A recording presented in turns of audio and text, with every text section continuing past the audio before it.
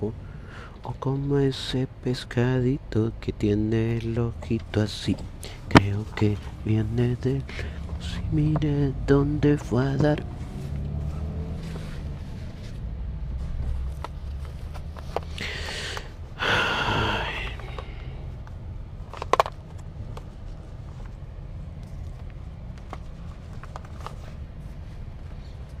Hola, hola, ¿qué tal? Buenos días, ¿qué tal están?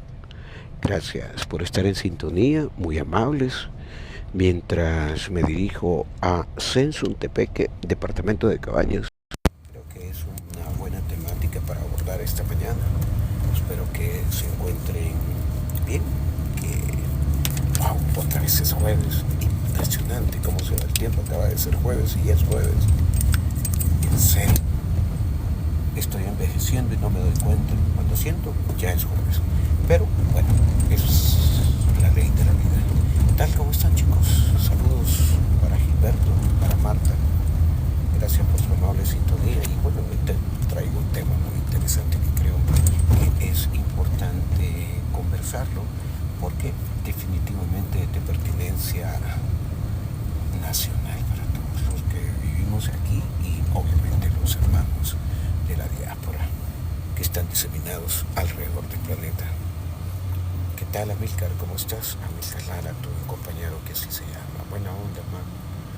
503, azul y blanco, me imagino que significa. María Argueta, ¿qué tal? Buenos días. Gracias por su amable sintonía. ¿Cómo van? ¿Dónde están? ¿Desde dónde se conectan? Vamos a hablar un poquito acerca de esta temática y también me gustaría que haya participación de cada uno de ustedes para opinar al respecto, eso sí, siempre con respeto y evitando las malas palabras, pues no, ya saben, no soy amigo de las malas palabras. También quiero pedirte por favor que si te parece que el tema es de tu interés o de alguien más, que por favor lo compartas para que tengamos una interesante conversación y sobre todo diversidad de puntos de vista, de nuevo, apelando al decoro, apelando al respeto. Y bueno, si está dentro de tus capacidades, te invito a que por favor me compres una suscripción mensual para continuar generando contenidos y realizar distintas coberturas. Por ejemplo, hoy voy hacia Sensuntepeque. ¿Hay alguien aquí que sea de Sensuntepeque? Hello. Bien, voy para Sensuntepeque a una conferencia de prensa de una de las funerarias muy importantes que hay en la ciudad. Así es que estaré transmitiendo en vivo las actividades que estén relacionadas con la conferencia de este día. Bien, hablemos entonces de seguridad nacional, migración, deportaciones, pandillas, Marco Rubio, Nayib Bukele, la Mara MS-13 y el Tren de Aragua. Como saben, recientemente trascendió finalmente la postura por parte del presidente de la República en relación con qué va a pasar con los deportados y qué tan cierto es que el país recibirá a delincuentes de otras nacionalidades, específicamente venezolanos, específicamente del Tren de Aragua.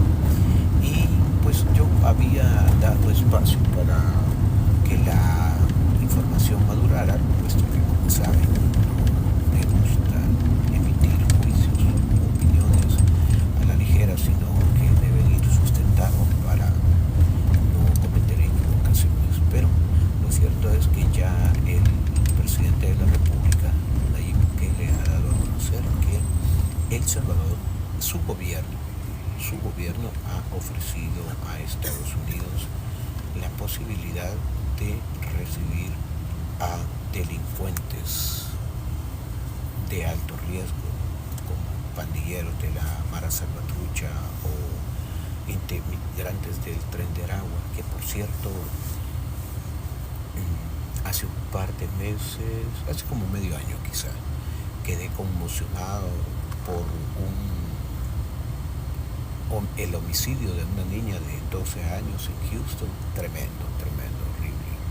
Dos tipos integrantes del Tren de Aragua que privaron de libertad a una niña y, bueno, la sometieron a todos los vejámenes imaginados, habidos y por haber, lamentablemente. Algo que, pues tristemente, ocurría también aquí en El Salvador y muchos, por lo menos si no fuimos testigos, supimos de alguien cercano o a través de los medios de comunicación en las décadas anteriores del accionar de las pandillas, tanto de la MS-13 como el barrio 18, que tenían literalmente hincados a todos, empresarios, emprendedores, tienditas, tortilleras, pulseras, etcétera, etcétera.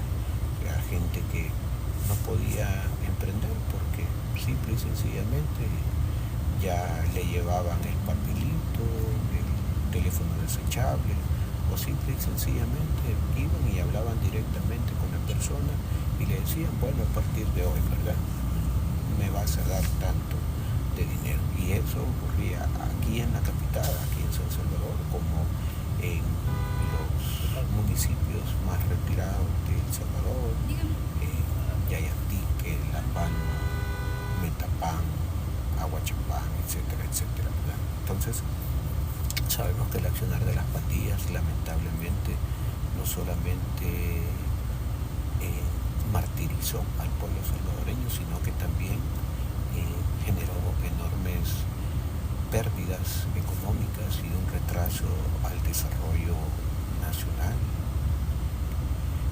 debido a que nadie, o sea, realmente invertir en algo era un enorme riesgo. Y bueno, lo que ha dicho el presidente de la República es: he ofrecido al gobierno del presidente Donald Trump la posibilidad de encarcelar a los delincuentes de alto riesgo acá en El Salvador. Y aquí hay que entender una cosa. Ayer medio vi un video de un joven que no sé si es delincuente o qué es. Realmente no le puse atención a la persona que hace el desgrane de esto que estamos conversando este día. Y el presidente dijo, bien, al fin alguien lo entendió. Miren, esto es así. Estados Unidos hace negocio con todo, así absolutamente hace negocio con todo. Muchos de ustedes saben que en 2017 yo fui como corresponsal de guerra por parte de la prensa gráfica a Irak y fuimos a dejar al 8º Batallón Cucatlán y fuimos a traer al 7º Batallón Cucatlán. Es decir, eso se llaman rotaciones, rotaban cada 6 meses 380 soldados, etcétera, etcétera, etcétera. Esos soldados salvadoreños y parte de la coalición que se encontraban ya sea en Kuwait o en cualquiera de las poblaciones de Irak, todas las instalaciones las pagaba Estados Unidos. Eso sí, las pagaba Estados Unidos. Y luego, un par de años más tarde, me enteré de que un año antes de comenzar la declaración de guerra en Irak por parte de Estados Unidos y la coalición contra Saddam Hussein, ya habían sido instaladas las bases militares por parte de una empresa del ex vicepresidente Dick Cheney, que era la nuclear del ahora expresidente Bush. Entonces, los estadounidenses, el gobierno de Estados Unidos negocia con todos, tiene trato con todos, pero eso sí, no hace nada gratis. Definitivamente no hace nada gratis. Entonces, hay que entender que y las personas que ya tenemos un par de décadas a cuestas, sabemos cómo es la relación con Estados Unidos. Por ejemplo, alguien podría decir, bueno, ¿y qué fue a hacer El Salvador a Irak cuando Tony Saca decide enviarlos? ¿Qué fue a hacer El Salvador? Entonces aquí siempre se aclaró que El Salvador no iba en calidad de no iba a actividades beligerantes, no iba a ser parte de la guerra a través del empleo, a través del combate, ¿verdad? Del combate armamentístico, sino yo siempre lo he dibujado de esta manera. Fuimos una especie ah, de ocupantes pasivos.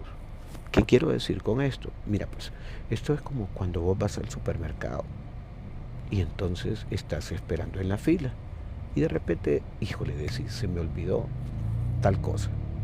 Y la persona que está detrás tuyo le decís, oiga, mire, hágame un favor, por favor, cuídeme mi espacio porque olvidé traer tal cosa. ¿Por qué? Porque no querés volver a hacer la fila, porque no tenés tiempo, porque pues ya estuviste esperando mucho, etcétera, etcétera. Entonces yo tengo la impresión de que la participación de El Salvador en la ocupación de Irak fue justamente similar. Fue, a ver, eh, Estados Unidos le pide a todos los países que participen en la liberación, entre comillas, de Irak. Luego nos dimos cuenta de que no había armas químicas ni nada por el estilo. Y entonces El Salvador lo que hizo fue ocupar un espacio. Así nada más, construir escuelas, porque eso sí te lo puedo garantizar, eso yo sí lo pude ver, construir escuelas y cuidar ese espacio, ¿verdad? Como parte de la ocupación y, como dije, entre comillas, liberación de Irak. Pero la pregunta fue, ¿por qué el gobierno de Tony Saca manda soldados a Irak si nosotros no pintamos absolutamente nada en ello? Pero sí, la verdad pintábamos bastante. Y eh, siempre se consideró que los hermanos salvadoreños, los hermanos de la diáspora, eran la razón por la cual Tony Saca accedió a enviar soldados, 10 rotaciones, 3.800 soldados en 5 años aproximadamente. Sí, 5 años creo que fueron, un poquito más. Entonces, era eso, ¿no? Obviamente, digamos que tiene sentido. Para mí tiene sentido si lo vemos desde la importancia que tienen los salvadoreños en el exterior, específicamente los salvadoreños en Estados Unidos. Y aquí hay que aclarar una cosa, hay que entender una cosa. No es verlo con simplicidad y decir son remeseros, porque en realidad los hermanos y hermanas de la diáspora en Estados Unidos van más allá del mero hecho de ser remeseros, entre comillas, que me parece muy fea esa palabra, pero en los paneles de discusión política lo he escuchado el término más de una vez. Hay que entender los orígenes de la diáspora. Ya en otra oportunidad yo hablé acerca del derecho a la migración que está contemplada en la Carta Universal de los Derechos Humanos. Todos tenemos derecho a migrar, todos. Y los estados o las naciones que se vean involucrados, en el tránsito de personas deben garantizar los derechos humanos de los migrantes. Ahora, una cosa es migrar de manera ordenada y otra cosa es hacerlo de manera desordenada, que ahí tenemos ese serio problema que nos afecta a toda la región latinoamericana. Violencia, inseguridad social, falta de oportunidades, etcétera, etcétera, etcétera. Vámonos hasta más atrás, vámonos a los 80, el éxodo de salvadoreños que salió por causa de la guerra. Y yo no me voy a cansar de repetir este ejemplo. La persona que fue mi jefa hasta hace unos meses, que vive en Estados Unidos, sus papás la mandaron para Los Ángeles porque cuando ella era adolescente mataron a su primo los de la guerrilla mataron a su primo frente a ella. O sea, su primo cae y se vacía en sangre frente a ella. Y obviamente todos, si no tenemos a un pariente, por lo menos conocemos a un vecino que sí, su familiar huyó de El Salvador. Entonces, reitero, me parece que la temática que estamos abordando sobre el ofrecimiento del gobierno del presidente Bukele a Estados Unidos para encarcelar a los delincuentes más peligrosos que deportará a Estados Unidos es parte de toda esta visión histórica, cultural, relaciones económicas, relaciones políticas, etcétera, etcétera, etcétera. Pero en el video que vi ayer, donde pues aparece esta persona haciendo ver que se trata de, pues, es así, es un negocio. Y hay varios aspectos que creo debemos ponerle mucha atención. En primer lugar, esta persona mencionaba cómo Estados Unidos pagaría a El Salvador el servicio de alojamiento, qué feo se oye eso, el servicio de alojamiento o de resguardo o de encarcelamiento de criminales peligrosísimos de cualquier nación en la cárcel de máxima seguridad. Alguien decía por ahí, ofreció las cárceles, pero no creo que haya una visión inconsecuente al verlo de esa manera por parte del gobierno. Me imagino que es específicamente para el SECOT. Además, hay que entender otra cosa. El SECOT ocupa apenas una parte de todo el terreno que posee el gobierno, el Estado salvadoreño, para seguir ampliando la cárcel de máxima seguridad. Es importante tener en cuenta eso. Es un servicio por el cual Estados Unidos le pagaría a El Salvador por el encarcelamiento de criminales peligrosísimos, lo cual, entre otras cosas, generaría divisas. Fíjate qué interesante, generaría otro tipo de divisas. Si no está relacionado con el término divisa, es básicamente el dinero que ingresa del exterior por la prestación de servicios o productos en El Salvador. Te pongo un ejemplo. Cuando se exporta, por ejemplo, café, microprocesadores, productos de la maquila, entre otras cosas, ¿no? Y esto es de acuerdo con datos del Banco Central de Reserva de El Salvador, cuando presentan los reportes trimestrales de desempeño económico. Eso que genera las exportaciones que hacemos desde El Salvador hacia cualquier otro país, el dinero que ingresa son divisas, es dinero, ¿no? Por la prestación de servicios o productos. O pone, por ejemplo, que aquí tenemos la industria del BPO o los centros de llamada, los call centers, como dice un amigo que estudió inglés, y cada vez que hablamos me dice, no, yo cuando trabajé en el call center, y yo, ridículo, se llama centro de llamadas, le digo. Pero bueno, la industria del BPO, nosotros, eso es un servicio. Es decir, las empresas contratan a personas aquí en El Salvador para atender las llamadas de clientes que requieren ayuda, están insatisfechos por un servicio o un producto, etcétera, etcétera. Puede ser en español o en inglés. Igual, creo que todos conocemos a alguien que trabaja en un call center, como dice mi amigo.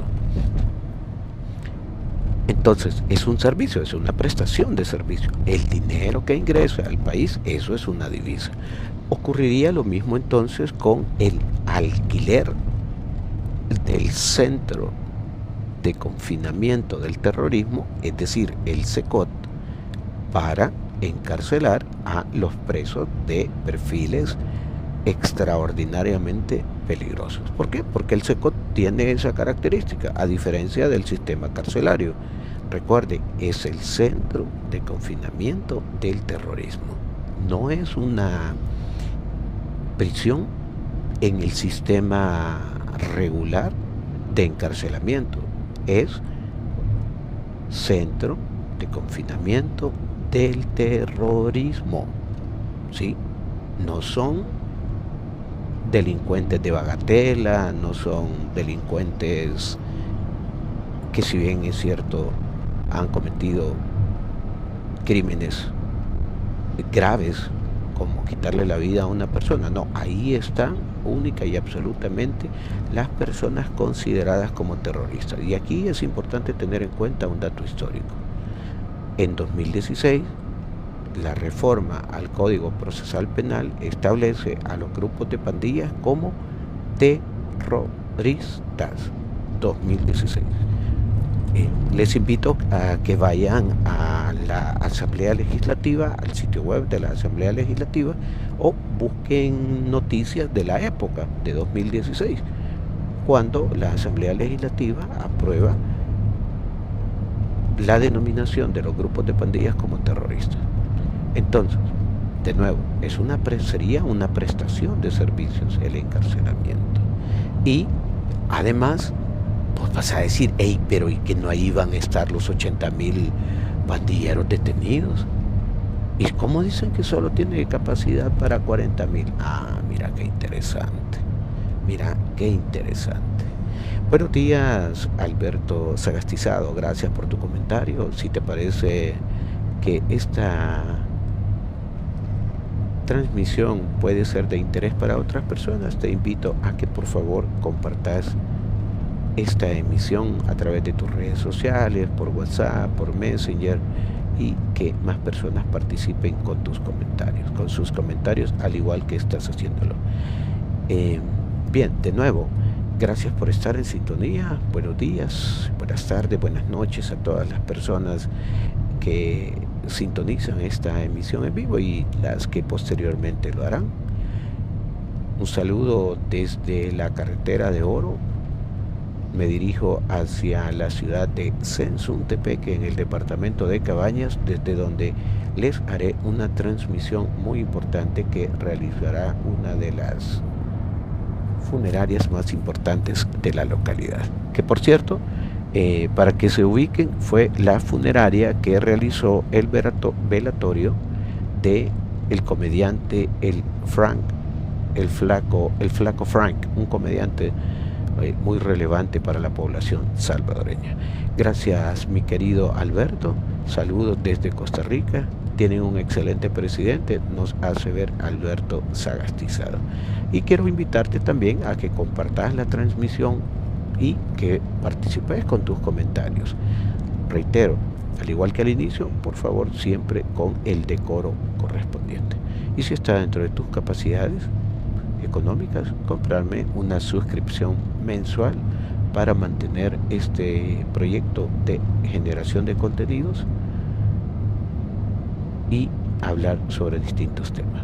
Decía entonces que sería una prestación de servicio el encarcelamiento de los delincuentes de alto perfil que expulsaría a Estados Unidos. Hasta este momento, pues obviamente no ha habido una respuesta por parte del gobierno de Estados Unidos. Ya lo decía Marco Rubio en la disertación que dio con la canciller de la República, Alexandra Gil, que pues había recibido el ofrecimiento por parte del presidente Nayib Bukele. Y de nuevo, hay que entender una cosa: el área que tiene destinado el Estado salvadoreño para seguir ampliando el CECOT es grandísimo, Fíjate que, como dice Alberto, Nayib es hombre sabio y estratega. Reitero, todo el mundo dice, pues sí, los 87.000, 90.000 pandilleros detenidos. Aquí hay que entender una cosa, y para eso voy a citar lo que mencionó el abogado constitucionalista Bertrand Galindo. Él, recuerden que fue ministro de Seguridad, si no estoy equivocado, también en el gobierno de Tony Saca, si no estoy equivocado. Además fue asesor de campaña, pero no me recuerdo de quién fue, creo que de Norman, creo, no recuerdo. Pero el abogado constitucionalista hacía ver que si bien las personas detenidas, muchas específicamente, son pandilleros, hay jerarquías de pandilleros. Hay jerarquías de pandilleros. Y hay también una jerarquía en la estructura pandilleril de colaboradores que estaban conscientes de que integraban una agrupación ilícita al margen de la ley, y otros que inevitablemente fueron forzados a convertirse en colaboradores de las pandillas. ¿Por qué? Porque una de dos, o colaborabas o colaborabas. Yo utilizo recurrentemente este ejemplo. Un amigo de la infancia que estudiamos juntos, me lo encontré después de muchos años, vivíamos en la misma colonia, porque él ya no vive ahí, y le digo, ¿qué te habías hecho? Entonces me relató que el líder de la pandilla había llegado a pedirle a su niña de 14 años, así, o me das a la niña o te me vas ya de aquí. Imagínate. Y se conocían.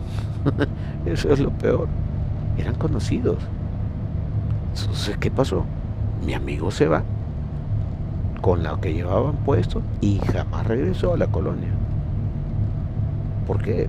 Porque le resulta doloroso, porque le resulta aterrador, por cualquier razón, ¿no? Emocional, psicológica, etc.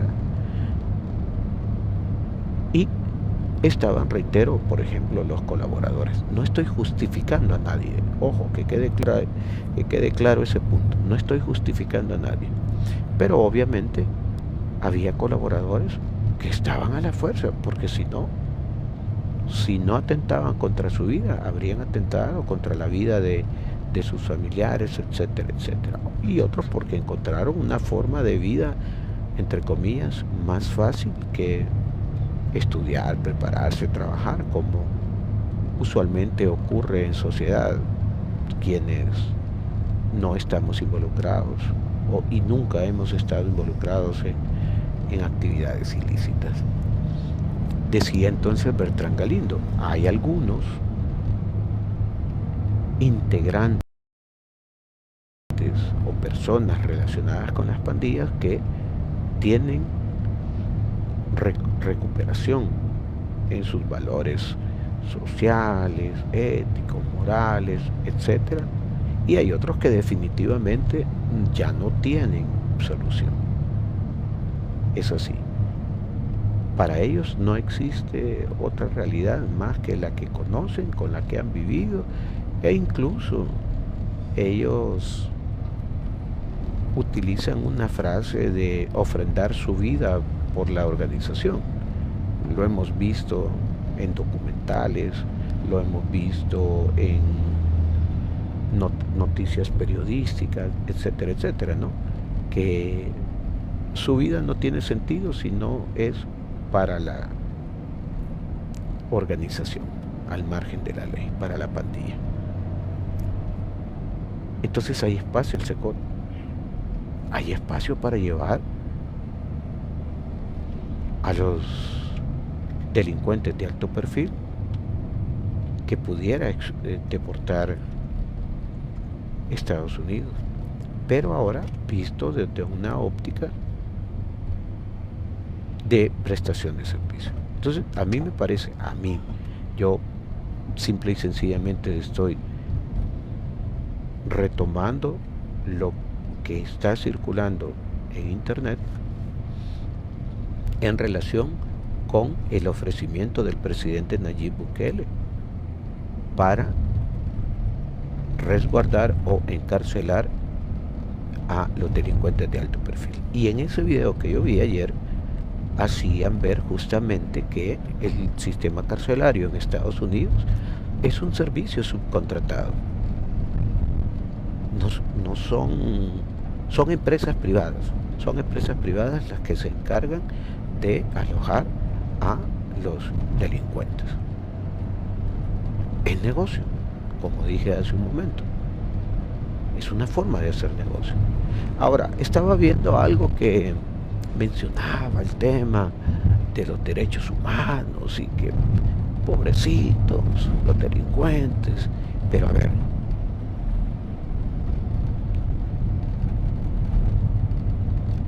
justamente por eso retomé las palabras de Bertrand Galindo. Hay delincuentes que de ni una u otra forma tienen recuperación, tienen una visión atrofiada de la realidad que difícilmente ahí solo que de verdad con lo único que podría ejercer un cambio en esa persona es la voluntad de Dios. Pero también la palabra de Dios nos recuerda que debemos someternos a las autoridades. Entonces digamos que hay una relación entre las personas que tienen que purgar penas carcelarias por los delitos que cometieron, porque ya la palabra de Dios nos dice, cíñanse a las autoridades, todos, no solo los delincuentes, todas las personas. Y eso creo yo que es una forma proactiva de generar ingresos. Ahora, si me preguntas, yo hacía la valoración, creo que fue en los últimos días de diciembre, si no estoy equivocado, cuando esta temática se comenzó a discutir en las redes sociales intensamente. Me preguntaron qué opinaba acerca de la posibilidad de que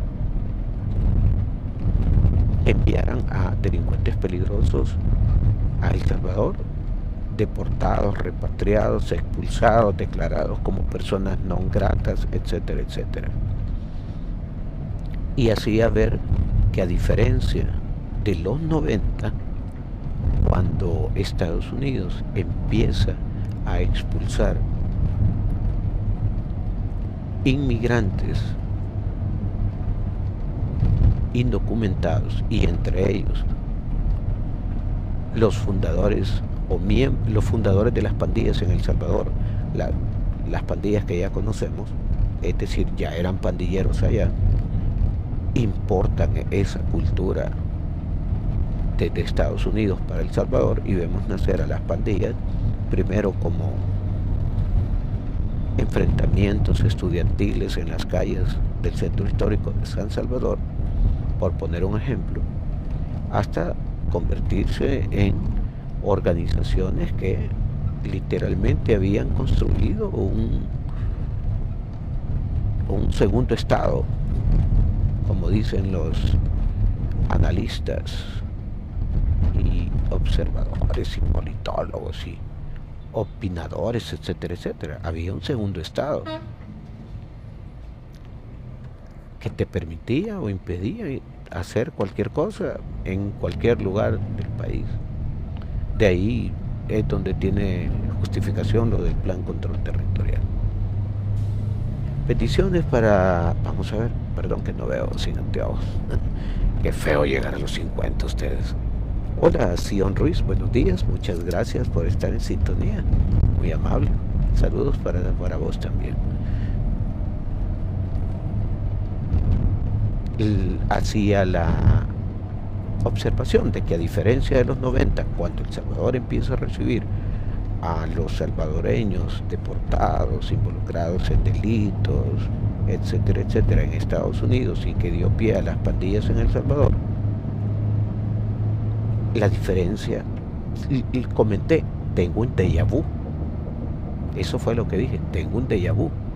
Pero también aclaré que nos encontramos en una situación completamente diferente. Y aquí viene una reflexión personal. Habría que estar definitivamente falto de capacidad y comprensión analítica como para tomar el riesgo de decir, miren, mándelos para acá, aquí se los vamos a cuidar, y meterlos en las cárceles de bajo perfil, que te decía que son cárceles del sistema normal, no el centro de confinamiento del terrorismo. Es decir, no tendría sentido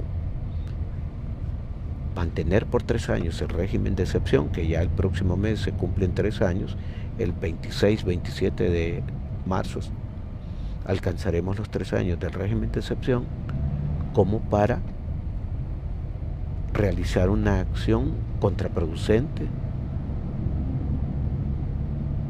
y además en perjuicio de la ciudadanía salvadoreña. De verdad, o sea, por donde quiera que lo vea, está dándole vuelta, ¿verdad? Habría que estar de verdad falto de cordura como para decir, miren, mándenme ahí a los bichos mal portados, ¿verdad? Y aquí se los vamos a corregir o aquí se los vamos a castigar. No creo, de verdad, no tiene ningún sentido. Por eso empecé abordando el enfoque de prestación de servicio por encarcelamiento para delincuentes de cualquier nacionalidad en el SECOT. Y creo que esa debería ser el abordaje que deberíamos estar haciendo. Obviamente, siempre lo voy a decir, el trabajo de la oposición es el más fácil que puede haber. Todo es malo. Es así, todo es malo. Y mírate que se le ha dado larga a la temática desde que el presidente tuiteó que había hecho el ofrecimiento a Estados Unidos. Buenos días, vamos a ver, perdón, no veo, más que dormido solo 3 horas. Hermida Hernández, buenos días amigos de la diáspora, pasen a bonito este día, bye. Hasta luego, gracias, muy amable.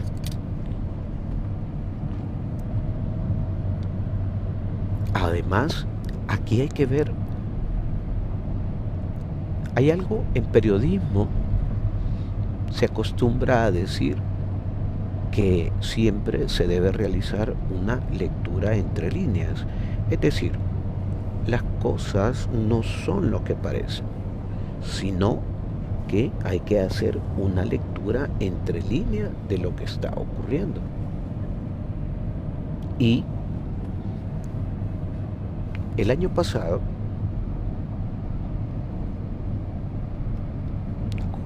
con la persona que era mi jefe, él entrevistó a Matt Gaetz,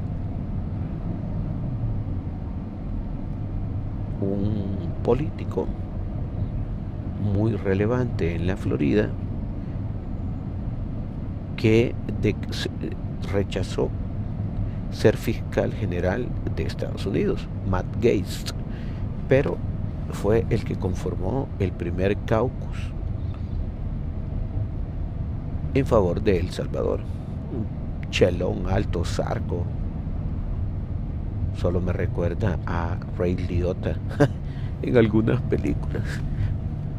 Matt Gaetz hacía ver algo muy interesante, pero le faltó un componente. En la entrevista que le dio a la persona que fue mi jefe para el medio de comunicación en el que yo escribía, él hacía ver que Bukele y Trump serían actores claves en la política continental de América. Se le pasó por alto la prominente participación de Javier Milei. Y seguramente alguien me va a decir, sí, pero es que Milei está deschavetado. Bueno, es una cuestión de percepciones, ¿verdad? Cada quien tiene su forma peculiar de hacer las cosas. Pero si observan, todas las acciones que realizó Milei, durísimas, por lo menos en los primeros 6 meses, 7 meses de haber asumido las riendas del país, en primer lugar contuvieron la inflación del país, mejoraron y sanearon las finanzas del gobierno, del Estado más bien dicho. Eso sí, lastimosamente muchas personas hubo nuevos pobres, y los que ya eran pobres se agudizó su situación de pobreza extrema, difícil. Lo cierto es que para muchos analistas, esta tríada de Trump, Bukele y Milei ejercerá una influencia muy fuerte en el continente americano, donde predominantemente, como podemos observar, la izquierda ha tenido un rol preponderante por mucho tiempo. Y recapitulemos: López Obrador, Sheinbaum. A mí me encanta el estilo de Sheinbaum, fíjate, me encanta. Híjole, es una señora que es admirable, creo que está haciendo cosas muy buenas por México, pero bueno, pensamiento de izquierda. Semilla en Guatemala, ni chicha ni limonada, ni fu ni fa. Xiomara Castro en Honduras, izquierda. Nicaragua, un caso anacrónico que no hay que mencionar. Costa Rica, derecha.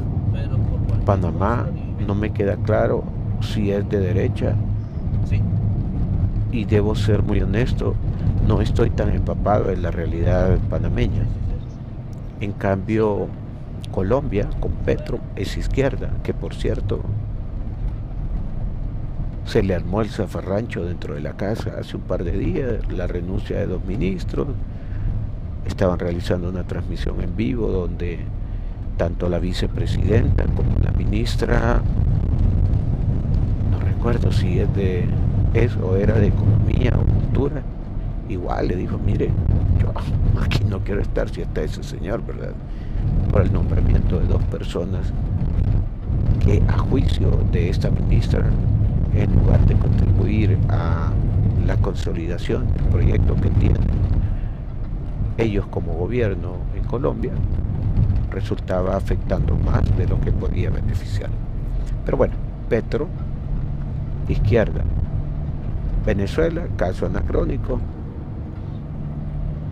Perú, con Dina Boluarte. No estoy claro si es de izquierda. Bueno, pero Lula sí. Lula.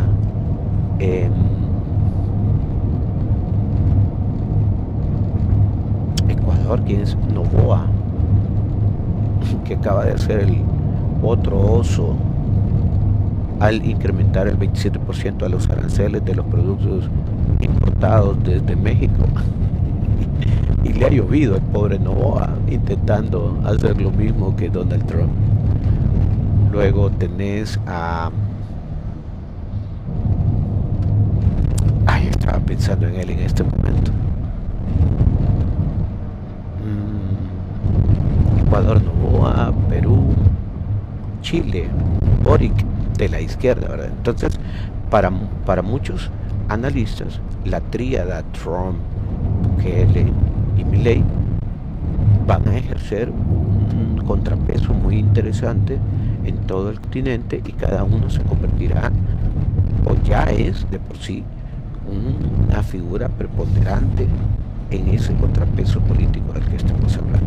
Entonces, si lo ves, el ofrecimiento del presidente Bukele para encarcelar a los indocumentados de alto perfil delincuencial en El Salvador, digamos que podría decirse que hay cierta alineación entre la visión de Trump y la visión del presidente Bukele.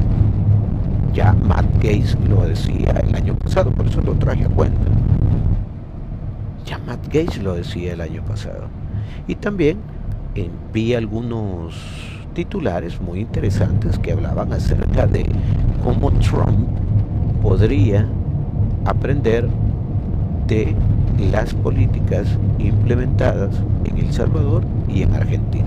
¿Por qué? Porque ese constructo. Bueno, porque recuerden que tanto Milei como el presidente Bukele llegan a la presidencia antes del inicio del segundo periodo de Donald Trump. Por lo menos así lo he visto yo algunas publicaciones y puede que me equivoque. Me parece que fue El País, el periódico El País de España, el que hace esa valoración, aunque en realidad creo que era una nota de agencia, una noticia de agencia. Recuerden que están las agencias de noticias que tienen presencia en la mayor parte del mundo, AFP, EFE, Reuters, DPA, que hacen sus análisis, sus valoraciones. Entonces, muchas veces, como los medios de comunicación, tanto tradicionales como emergentes, compran esos servicios, publican el mismo artículo.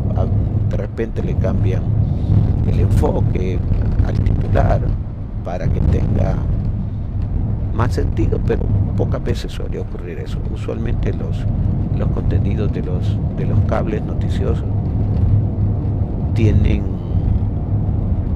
todas las características necesarias para simplemente copiar y pegar o autopublicarse en un sitio web y en las redes sociales.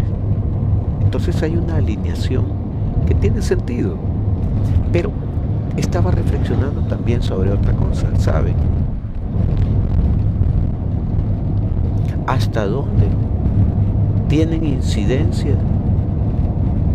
¿Hasta dónde tiene incidencia el malestar que externan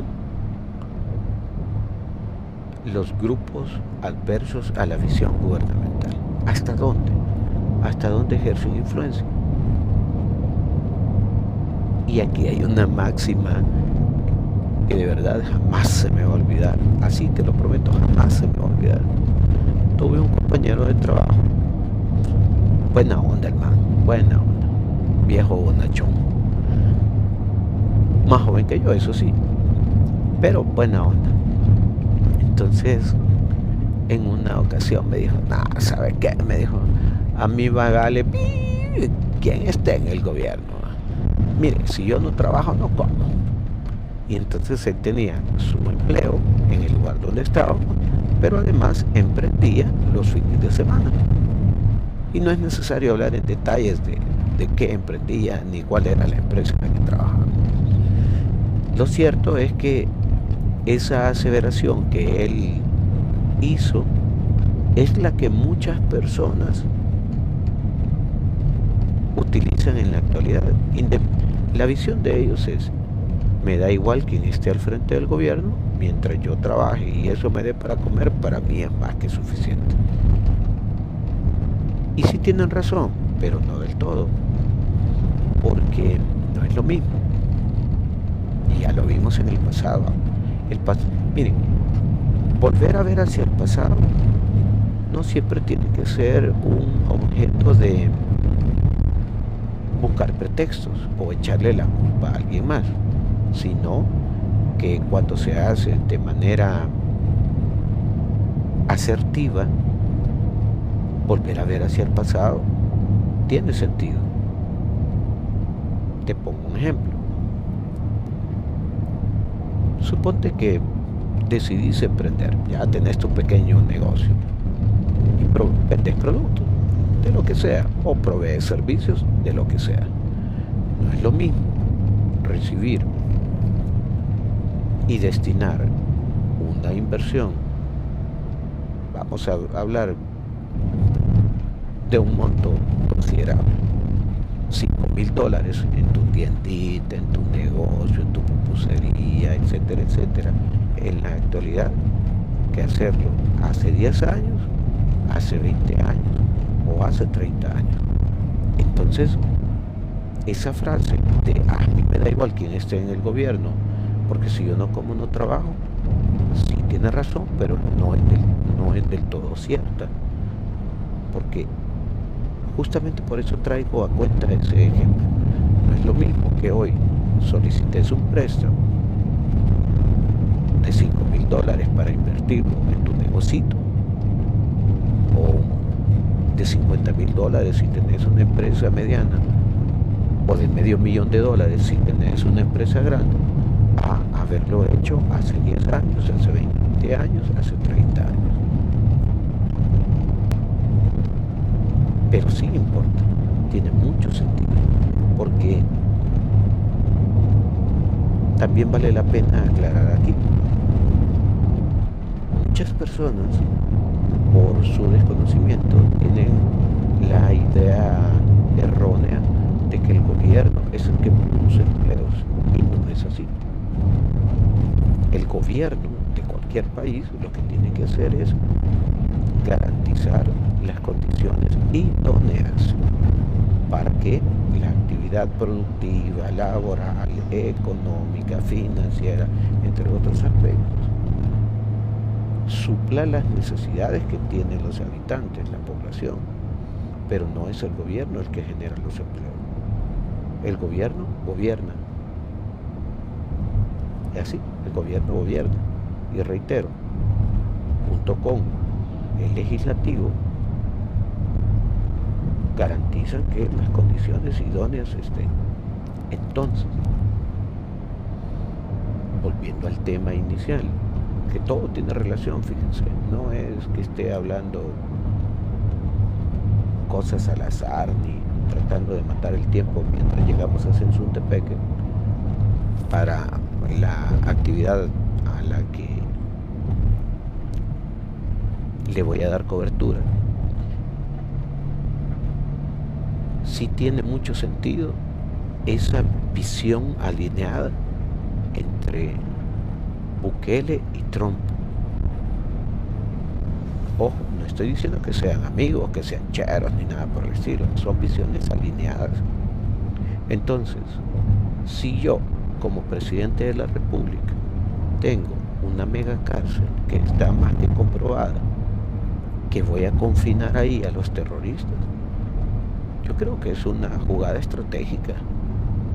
Creo que es una jugada... es que de verdad, hablando con otras personas, siempre hemos considerado que Nayib Bukele siempre sale con algo completamente diferenciado, y eso es muy interesante, porque no es lo mismo una visión gubernamental tradicional a una que vaya cada cierto tiempo dosificando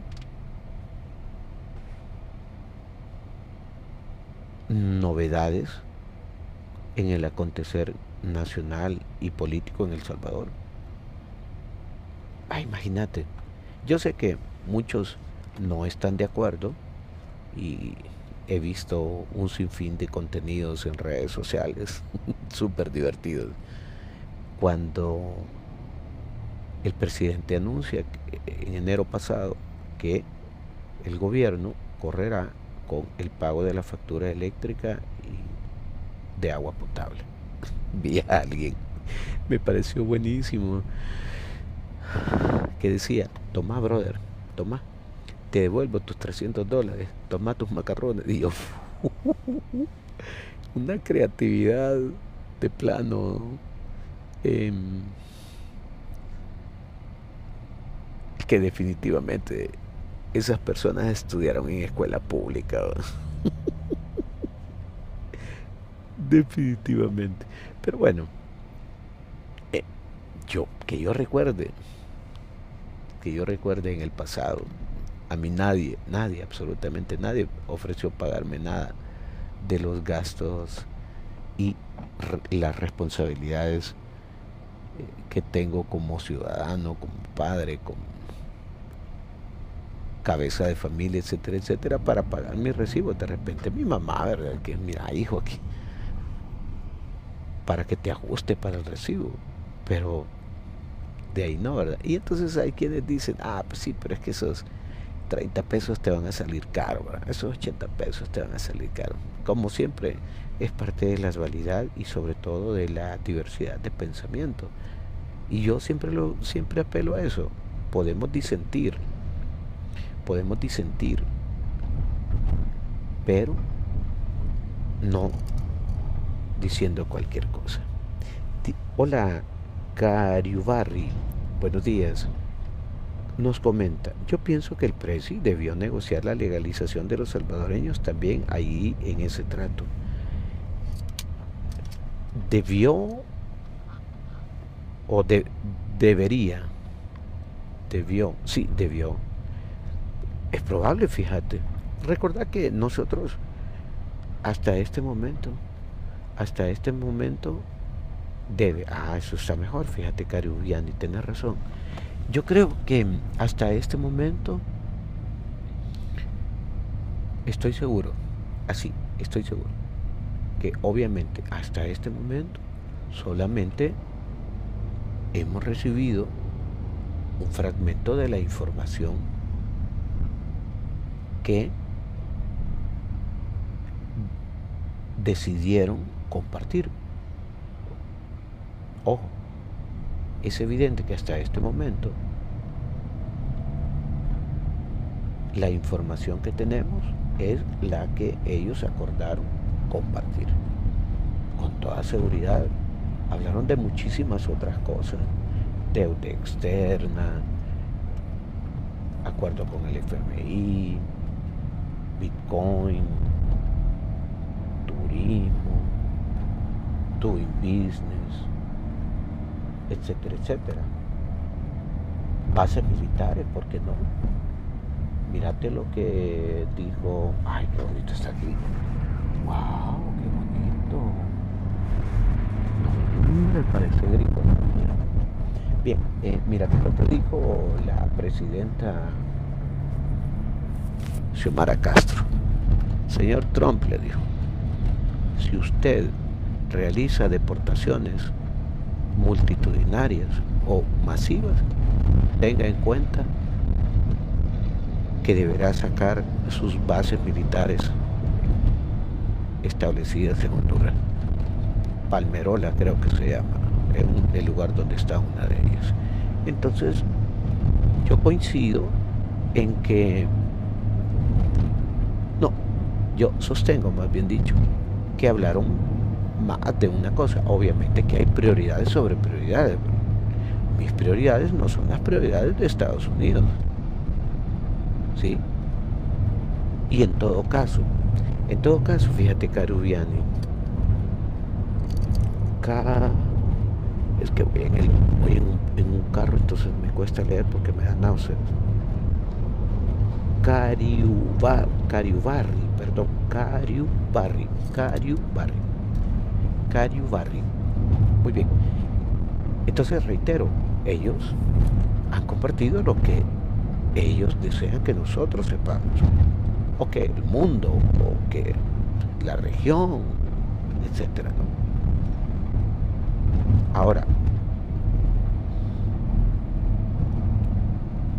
matizando la conversación de este día, el presidente debe negociar, sí, y eso yo ya lo había abordado en otra oportunidad. En realidad a quien le corresponde es al Ministerio de Relaciones Exteriores, esa es la función que tiene.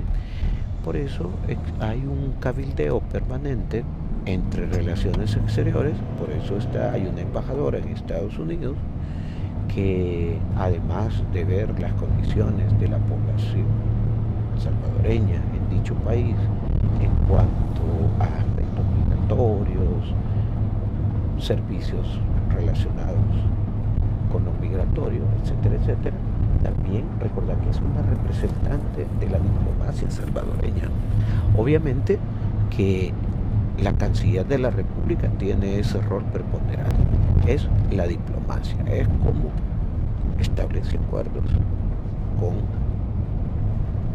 las naciones, las demás naciones, en este caso Estados Unidos, en beneficio de la población salvadoreña, aquí o allá. Pero obviamente que el presidente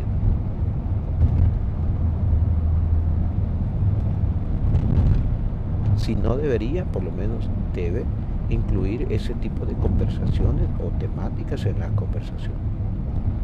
La llamada solución definitiva, no la solución final, porque esa es otra cosa.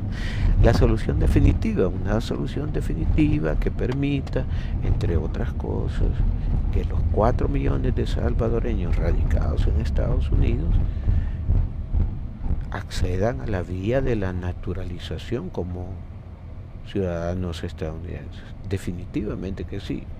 En esa parte coincidimos, Cariubarri, que el presidente debe empujar la temática, aprovechar esas coyunturas, pero hay que entender una cosa también. Las prioridades de El Salvador no son las prioridades de Estados Unidos. Obviamente que para nosotros el aspecto migratorio es una prioridad.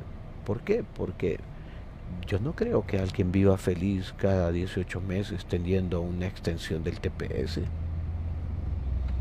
y aquella zozobra de que si me lo van a quitar, no me lo van a quitar. Sobre todo, y lo digo porque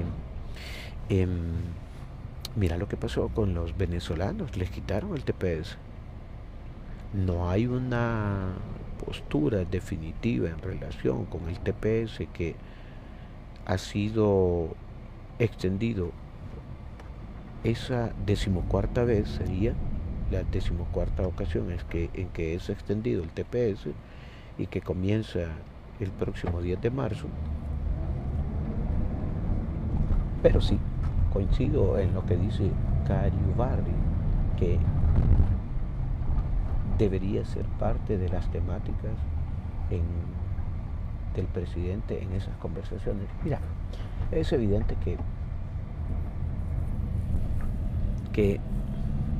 buscar una solución definitiva para nuestros hermanos y compatriotas salvadoreños en Estados Unidos, así como para las otras nacionalidades, es importante. ¿Por qué? Porque, reitero, yo no creo que alguien se sienta cómodo pensando en que cada 18 meses si me lo van a renovar, porque ojo, la renovación no es automática.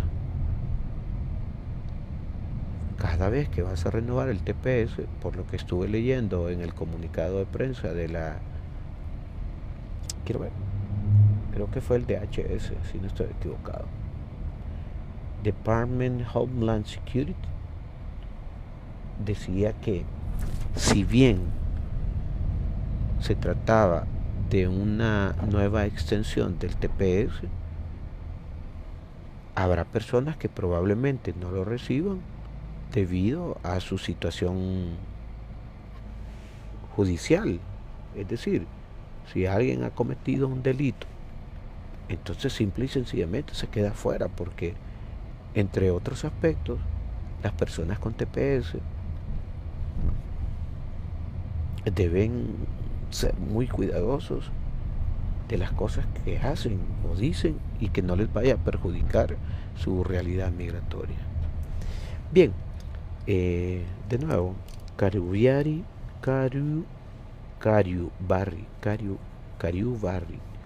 ya el trato está hecho, sí, definitivamente, pero reitero, Cariubarri, recordad que ellos han brindado la información que quieren que nosotros sepamos.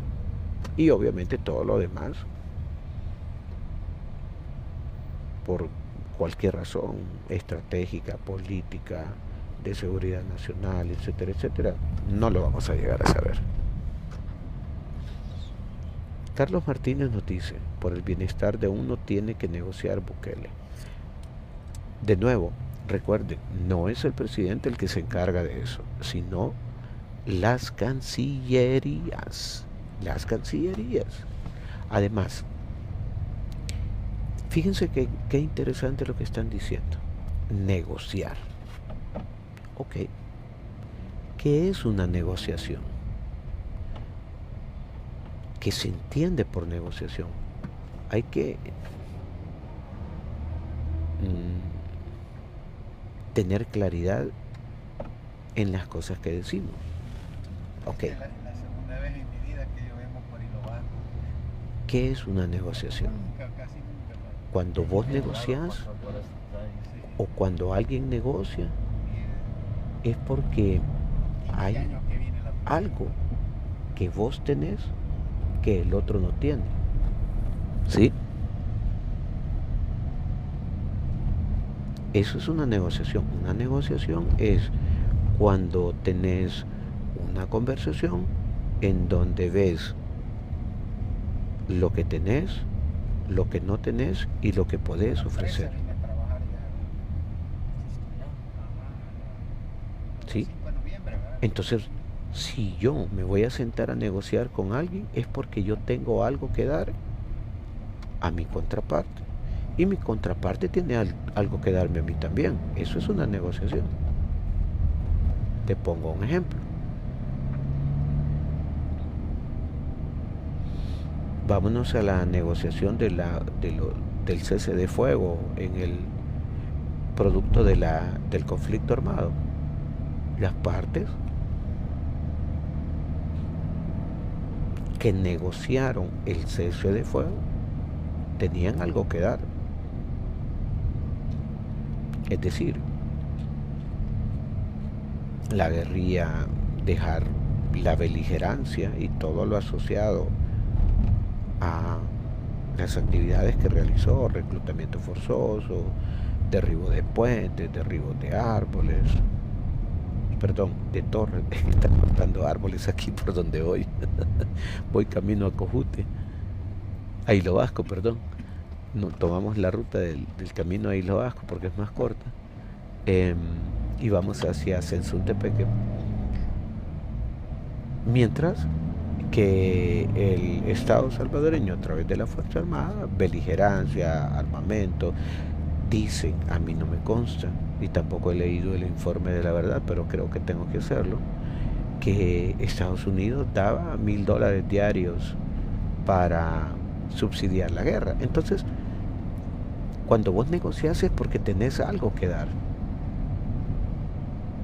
Y ahora yo les pregunto a los amigos que sugieren que el presidente debe negociar, ¿qué tiene El Salvador que darle a Estados Unidos? Es decir, ¿qué es lo que El Salvador tiene que Estados Unidos no tenga como para negociar? Por eso comencé haciendo ver que la utilización, que debemos estar conscientes de los términos que utilizamos. Y yo no creo que El Salvador tenga que negociar, sino más bien creo que tiene que apelar, fíjate, más que negociar. Creo que el gobierno de El Salvador debe reiterar en la necesidad de una solución definitiva para nuestros compatriotas. ¿Y por qué apelar y no negociar? Mira, en primer lugar, los salvadoreños que están en Estados Unidos, que ya hablamos que en su mayoría son producto del éxodo de los 80 por el tema del conflicto armado, a eso agregarle los salvadoreños que salieron huyendo de las pandillas. A eso agregarle los salvadoreños beneficiados con el TPS.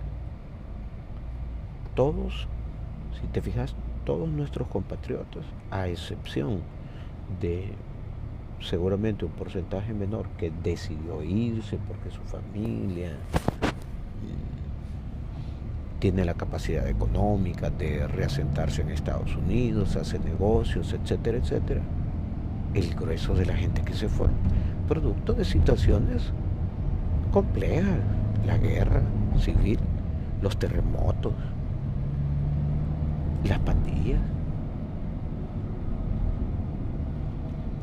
Ahora bien, más de 220.000 personas que forman parte del TPS, 220.000 personas, ponele coco a esa cifra, 220.000 personas que están inscritas para gozar del TPS. Ellos están allá, no están aquí.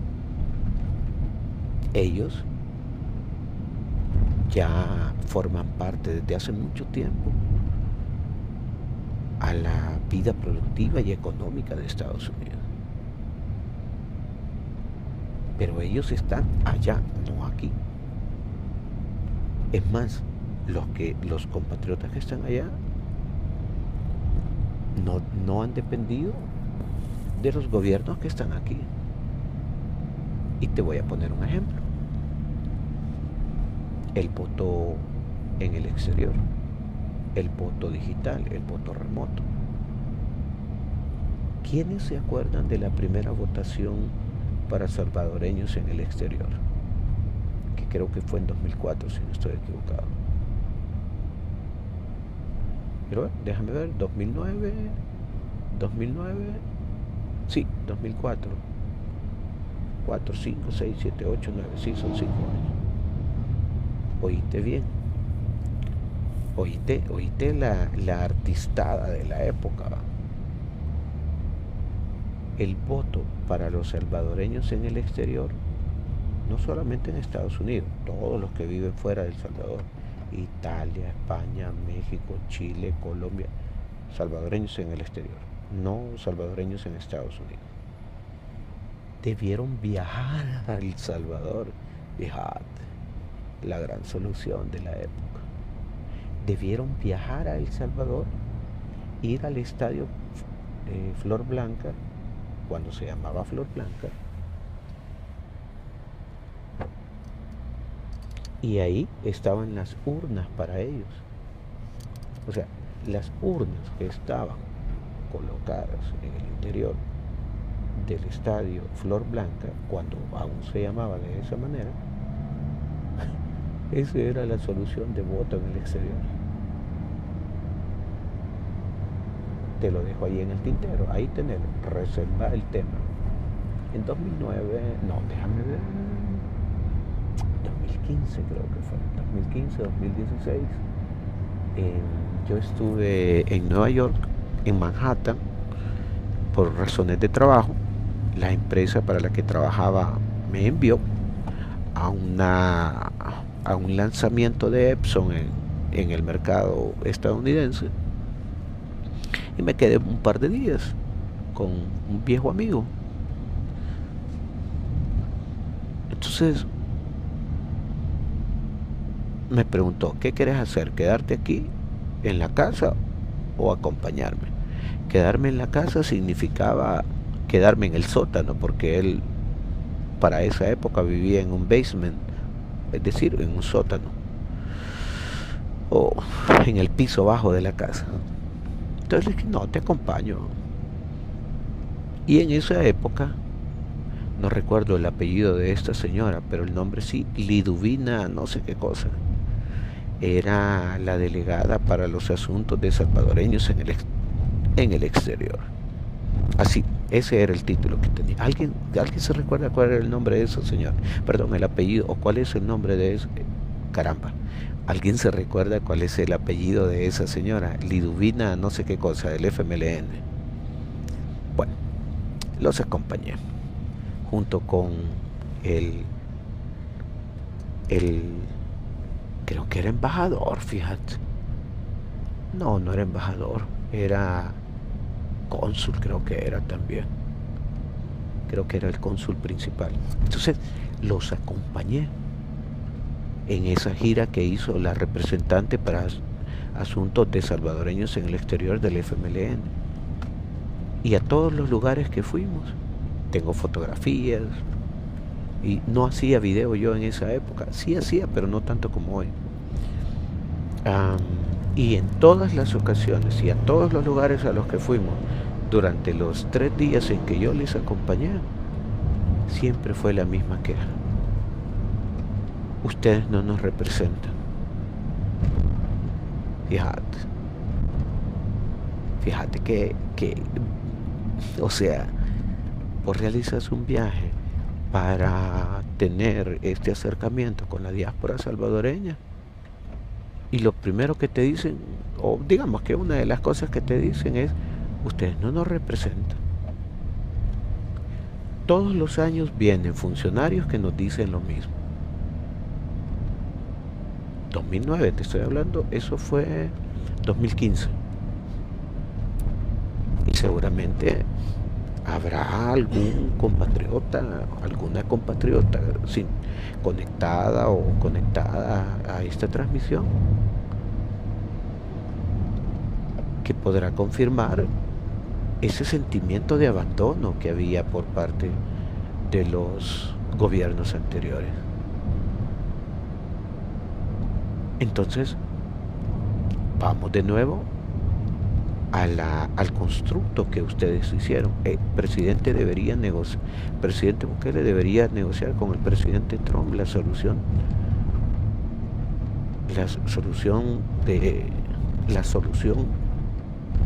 definitiva para la naturalización de los salvadoreños en Estados Unidos. Ajá. Pero ¿qué va a negociar? ¿Qué es lo que tiene El Salvador que dar?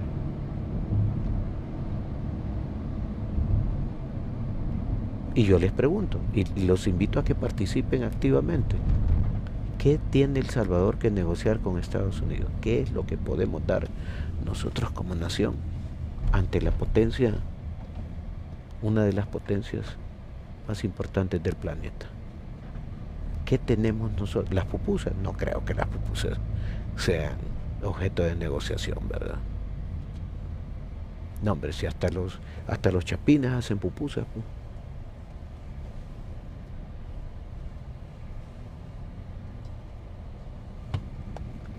No tenemos petróleo. Los bonos de carbono que nosotros podemos producir son insignificantes ante países altamente industrializados. Vamos a ver, vamos a poner los anteojos. Dice Edward Mendieta, el yacimiento de oro que tiene El Salvador.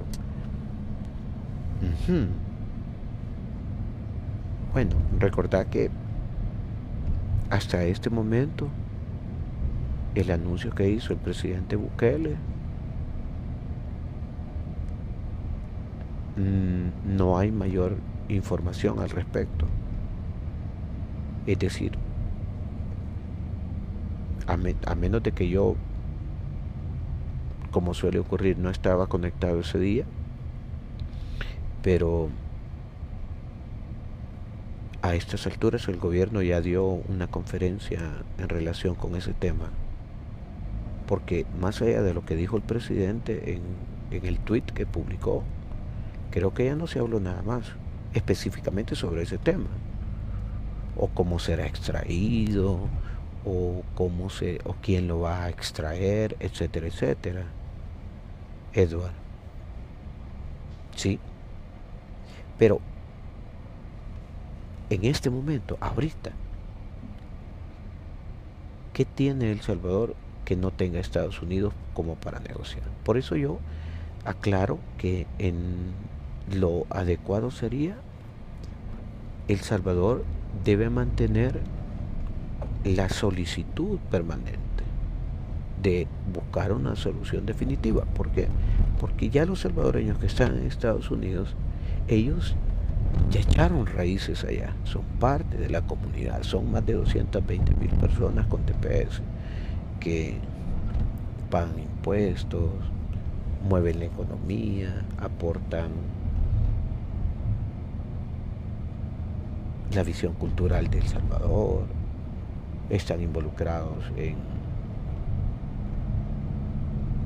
tomas de decisiones empresariales, forman parte de grandes consorcios empresariales o están involucrados en la política, pero no en la ocupación de cargos públicos.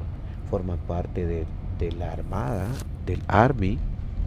Es decir, la comunidad salvadoreña, tanto la de primera como de segunda generación, está muy involucrada en el quehacer cotidiano de Estados Unidos. Entonces, reitero, yo no creo que lo adecuado sea decir que tiene que negociar, sino más bien mantener la solicitud permanente de que se busque una solución definitiva. ¿Sí? Porque para negociar debes estar al tú por tú, es decir, tenés algo que dar que tenga el mismo valor material, económico, a ver, ¿qué otra cosa? Social, político, etcétera, etcétera. Bueno, Texas es más grande que nosotros, solo para que te des un ejemplo. Texas es más grande que El Salvador. ¿Ya? Y no somos Israel. Tenemos el mismo tamaño de Israel, pero no somos Israel. Por eso, reitero, creo que lo adecuado sería enfocarlo en que El Salvador debe mantener el llamado o la solicitud permanente para que las autoridades de Estados Unidos, los gobiernos de Estados Unidos, brinden una solución definitiva que beneficien a nuestros hermanos salvadoreños. Dice Lucy Carballo, El Salvador le conviene porque le pagan por tenerlos ahí y a USA economiza dinero. Sí. Mira, qué interesante lo que dice Lucy.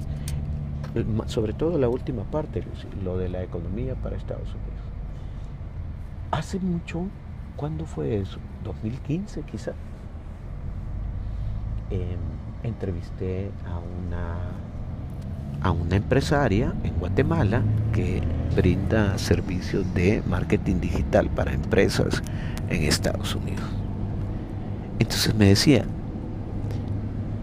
muchas empresas deciden subcontratar los servicios, este tipo de servicios, en países como Guatemala, porque les representan menos costos que hacerlo en Estados Unidos. Hola Misha, buenos días, bienvenida. Y ahí tenés muchísima razón, Lucy. Para las empresas, para los negocios en Estados Unidos, es más conveniente tener los servicios subcontratados en países como los nuestros que tenerlos contratados en su propio país, porque los costos son muy altos.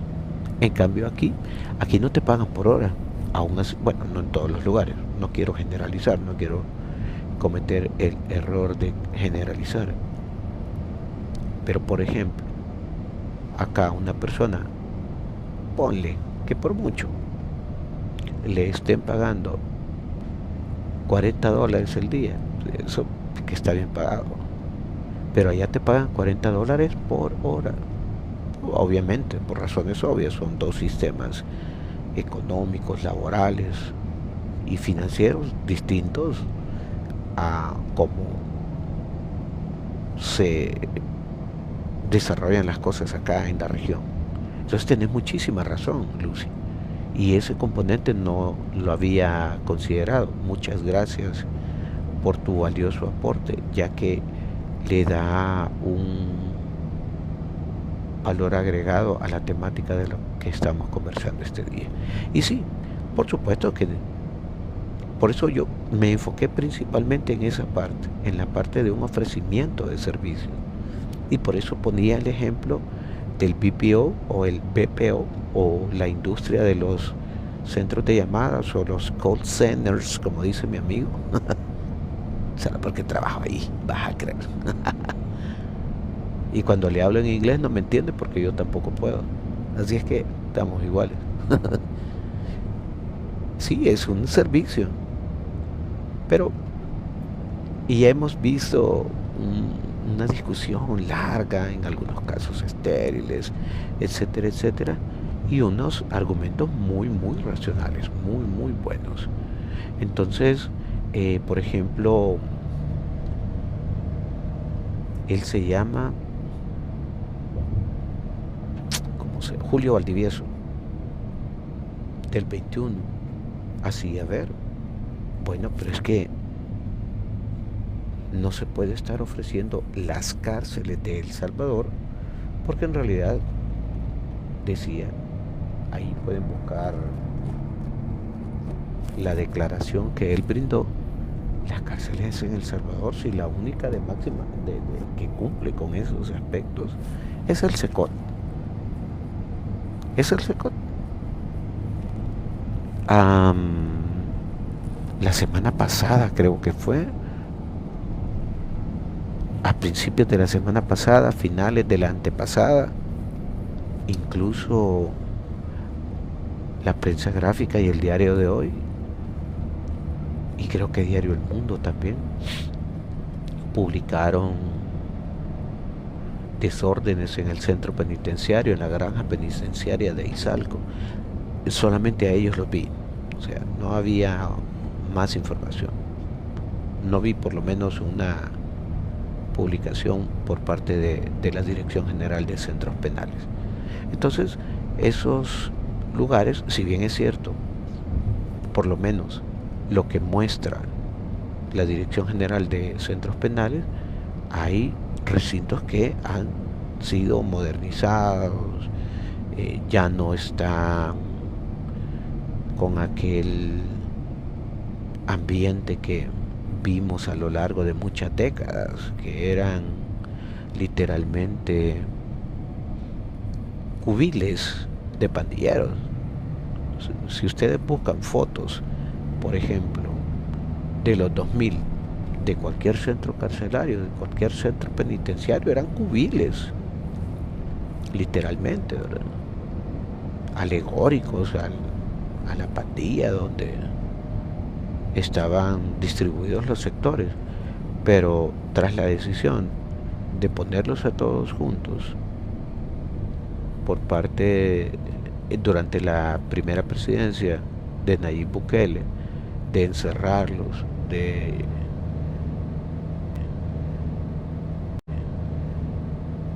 quitarles la posibilidad incluso de recibir hasta un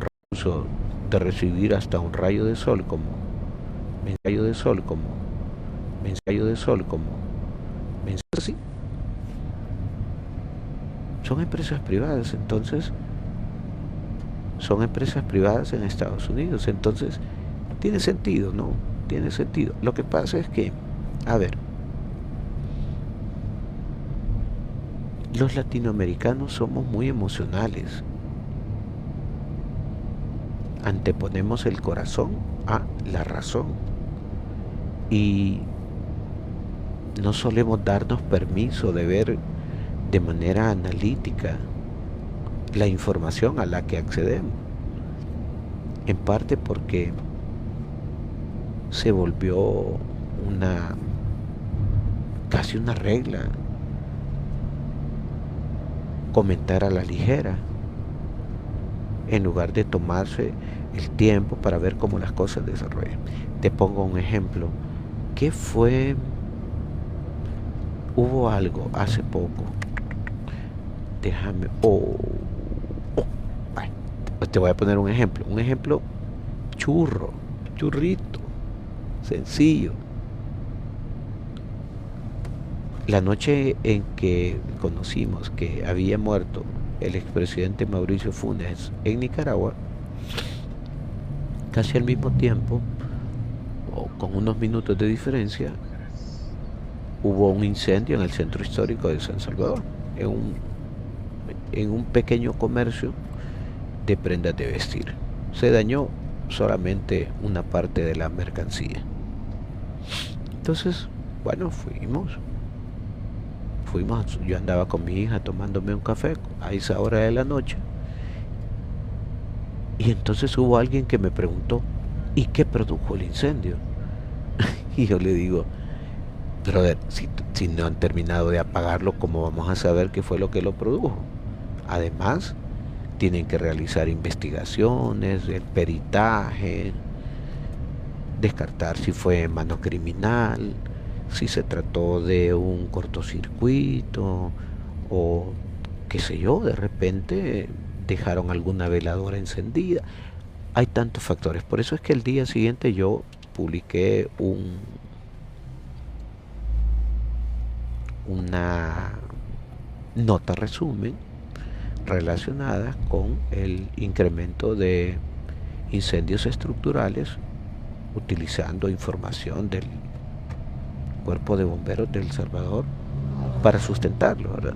Y no solamente apelar desde el lado emocional, hablar desde el lado emocional. Entonces es importante que todos nos demos permiso de ver cómo evolucionan las cosas para ir construyendo a través de las distintas informaciones una idea más concreta y no sucumbir al comentario ligero, porque hay gente que estaba diciendo de forma irresponsable que los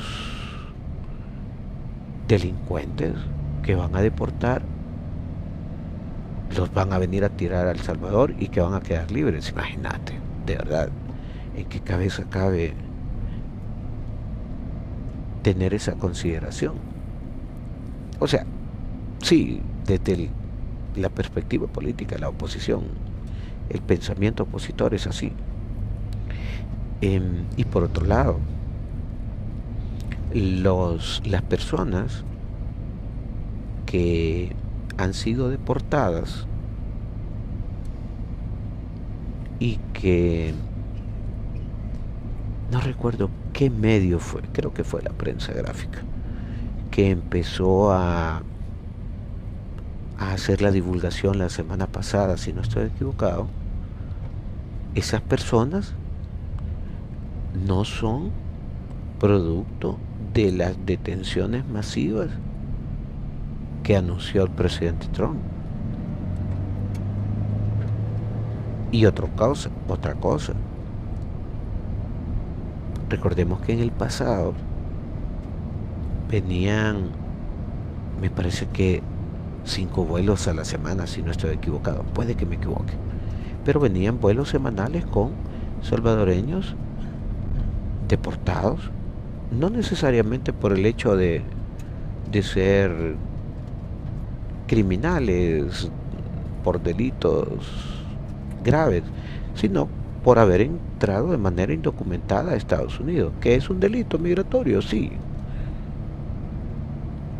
Pero también estaban diciendo, por ejemplo, que las personas que habían sido deportadas y que hemos visto a través de las noticias eran producto de las redadas. Entonces, aquí es donde, de nuevo, reitero, sé que más allá de lo que yo pueda decir aquí, en medio de este montón de árboles donde ando, no va a causar el efecto idóneo. Estoy en el kilómetro 66. Pero sí es importante tomarse el tiempo para obtener la información, contrastarla, no sucumbir a las ligerezas de opiniones o a considerar que lo que está pasando en la actualidad es diferente a lo que ya hemos vivido en el pasado. Y ahí es donde, fíjate que ahí es donde tiene sentido lo que decía hace un rato. Tomar como parámetro las cosas que ocurrieron en el pasado no necesariamente significa un discurso forzosamente político, sino que puedes hacer una retrospectiva. Y es justamente eso, una retrospectiva. Es decir, una valoración que toma un fragmento del tiempo en el pasado para hacer una valoración, un contraste con lo que está pasando en el presente. Bueno, Obama fue el presidente que más deportaciones ha realizado. Imagínate. Y tan cool que se ve. Bueno, se veía tan cool que se veía Barack Obama, ¿verdad? Pero fue de los que más deportaciones hizo. Bill Clinton, por ejemplo. Pero, ¿qué podemos esperar a Bill Clinton si se aprovechó de su pasante, ¿verdad? Entonces, miren, no estamos hablando de nada nuevo. Ahora, que sí es importante, ya para ir cerrando esta parte, es que sí, yo creo que sí lo es. Yo creo que sí lo tiene claro el gobierno de El Salvador. Es esa gestión permanente de encontrar una solución definitiva para nuestros compatriotas salvadoreños en el exterior. Ahora les pregunto a los amigos que están conectados, además de las personas que ya comentaron, ¿ustedes qué opinan? ¿Qué opinan? Los amigos que están conectados, ¿qué opinan? ¿Es acertada o no el ofrecimiento del presidente Bukele para encarcelar a delincuentes de cualquier nacionalidad en el SECOT, en el Centro de Confinamiento del Terrorismo? ¿Qué opinan ustedes? ¿Creen ustedes que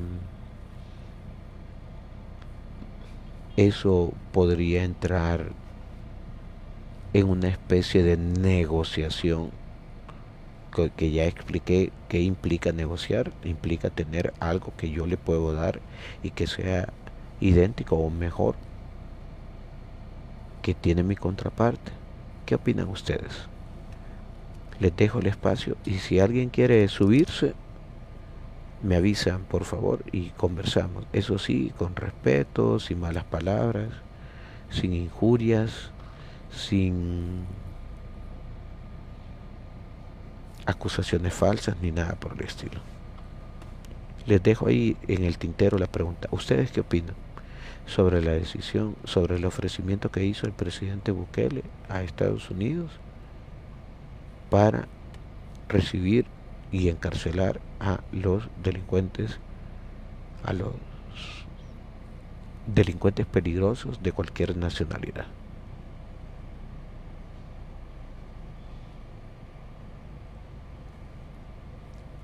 Bien, nadie entonces. Bueno, perfecto. Me voy a tomar un descanso, voy a refrescar la garganta y cuando lleguemos a Sensuntepeque, que es el destino que llevamos en este momento, volveré a conectarme para darles a conocer información valiosa de dicha actividad. Gracias por su amable sintonía y nos vemos en un rato.